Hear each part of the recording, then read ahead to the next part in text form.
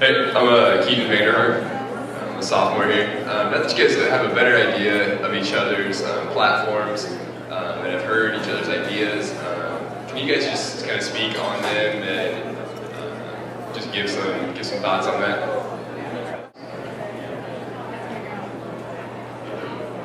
Okay, let's respond to tuition a little bit.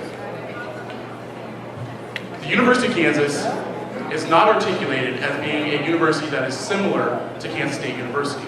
While we are, an hours away from each other, KU is not a land-grant institution. They have a medical school, and they have different students that attend that university. For that reason, we believe that it's important to look at the possibility that tuition structures, that everything we learn from KU's tuition structure might not be the most relevant when applied to a land-grant institution like Kansas State. So what Natalie and I have done, after our conversations with the same people that you're speaking towards, we took their advice. We said that we look into some of those issues. So from those conversations, while Rashida said that this is something that can happen in the case they looked at in the past, and while Dr. Bosco said that he was confident in the current system, we wanted to continue to press forward and look towards students' interests, because it was the students who were telling us that they were uncomfortable with not knowing that number.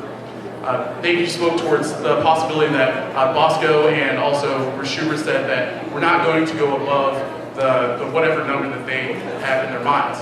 I think what's important to students is to have that commitment written down on paper so that we know that in a time period of declining state support that tuition is not going to rise, because they're going to continuously have to pass the buck, and students are going to have to pay for that. So if we can have the confidence that we can predict that tuition is not going to go through the roof, and that's important to students. When it comes to affordability, that affordability can only be provided by having some sort of predictability for students.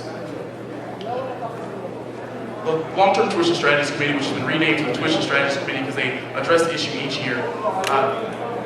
The composition of that committee is dealing with a very few number of administrators and also a very few number of senators that are on that. We all read the article of SGA, and we're really concerned about the people who are on that committee expressing the interest of all the students. From Natalie and I's involvement with this campaign, we talked to a great deal more than those 9 students that are on that committee. And all those students are saying that from things they've read that this is a possibility that we should look towards. And that's something that we want to look for with our campaign. The numbers that we've seen with the research, as far as KU's prices going through the roof, those are lessons that we can learn from KU. To know that the student fees are something that universities administrations tend to try to gain their flexibility there. With the system that we'd like to institute, it's very similar to what Nate was attempting to explain. The benefit of that system is that while there's no cost savings with either system. Currently in the system, you're paying below what you would be paying your freshman year for a fixed rate system. Under a fixed rate system, you're making down payments on the future of your education. So you're paying the same rate per credit hour each year.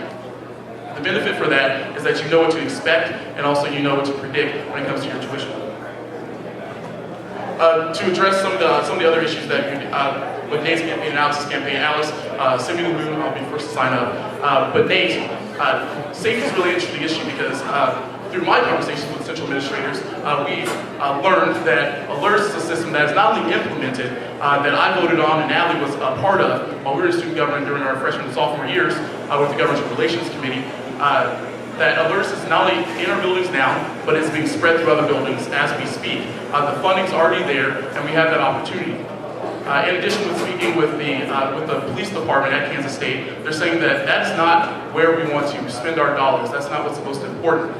This safety information center, which I'm not sure if it is a telephone booth or a cell phone strapped to the wall, but if there is something that happens in a building where we need to have concern about, all students are going to pull up their cell phone and report that crime. When you look towards Virginia Tech, the way that they found out about where the shooter was and the problems that happened was with cell phones.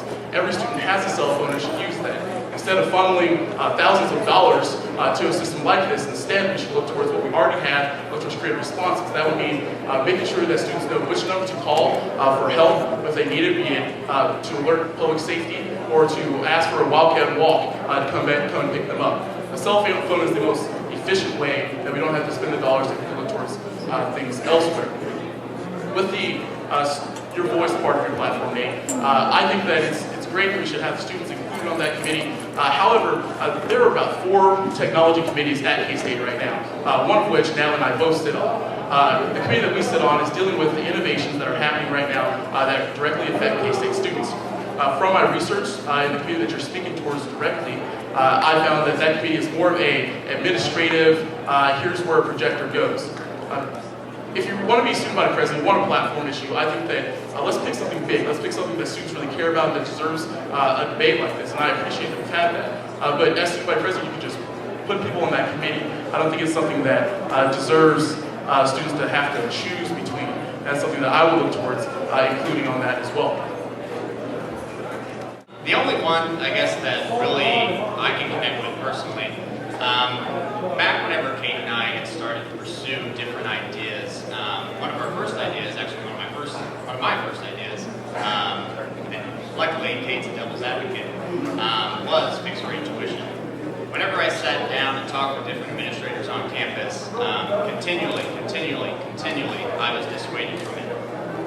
Looking at the breakdown of KU's system and what it has done to students over the past 4 or 5 years is really eye-opening. Students who are graduating this year will have paid $873 more to go to KU than they would have had they maintained an adjusted rate system here at K-State, or like we have here at K-State. Something that I thought was really eye-opening, I suppose, especially, in respect to students, sitting down and talking to Bruce Schubert and Dr. Bosco about how K-State students are involved in our tuition process here. And I think that is the thing to really take away from that, is our university respects its students. We have the opportunity through the long-term tuition strategy to sit down, have students, have administrators who come together mutually to decide what the lowest increase in tuition will be every single year. Since 2007, our average increase has been about 4.5%. Bruce Schubert and Dr. Bosco say that's where it's going to stay, because that's what they have a concern for us who are here, and those that will be here. They have a concern for the K-State family, and that's important. KU system, in order how they developed it, how fixed rate tuition has been set up in all the universities, is through price forecasting. Basically, what they do is they account for that risk that tuition might be really high. So what KU has done is set their system at 6.315%, which is 2% higher than what our system has been adjusting at here. And that is what has led them to pay more over the course of 4 years than they would have otherwise. And essentially what they do is they just sit down and they take what you're paying now times 6.315%, so that each year you pay a little bit more, and they average those so that you pay one flat fee across the board. Which, in a perfect world, would save you money if, in the event that a really bad economic time happened. However, even in 2007, when we had that really bad year, it was only at 7%, which is just slightly higher than what they projected. Dr. Bosco, Bruce Schubert says those years, and other ministers, Sue Peterson, they've all said those years of 10, 15, 20, 25% increases are just gone. And that's why, after sitting down and looking at the tuition strategy that we have here at K-State, Kate and I decided that it's in our best interest to keep students involved and really maintain that sense of collectiveness and family environment that we have. Such a unique opportunity to have here at K-State, and that's why I'm proud to support the current system. As far as other ideas go, I think it's great.